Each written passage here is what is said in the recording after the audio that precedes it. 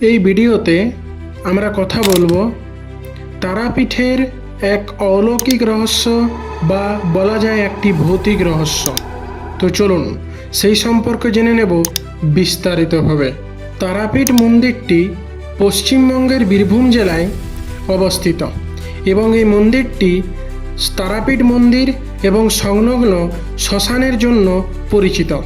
এখানে দেবী তারার পূজা করা হয় এবং এই স্থানটি তান্ত্রিক ক্রিয়া ও আধ্যাত্মিক ঐতিহ্যের জন্য বিখ্যাত। কিংবদন্তি অনুসারে এখানে দেবী সতীর তৃতীয় নয়ন পড়েছিল এবং এটি একটি শক্তিপীঠ হিসেবেও পরিচিত লাভ করে। তারাপীঠ মন্দির সংলগ্ন শ্মশানটি হিন্দুদের জন্য একটি পবিত্র স্থান যেখানে সৎকার ক্রিয়া করা হয়। এই শ্মশানকে ঘিরে অনেক অলৌকিক গল্প প্রচলিত আছে যা অনেকের মধ্যে ভয়ের সঞ্চার করে। তারাপীঠ মন্দিরটি তান্ত্রিক সাধনার জন্য বিখ্যাত।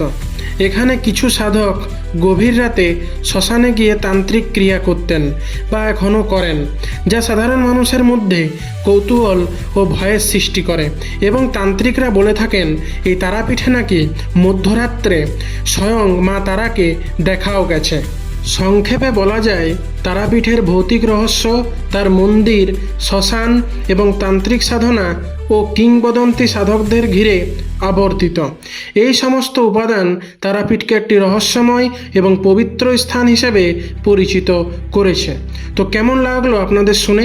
ভালো লাগলে অবশ্যই আমাদের চ্যানেলকে সাবস্ক্রাইব করুন এবং কমেন্টে অবশ্যই লিখুন জয় মা তারা।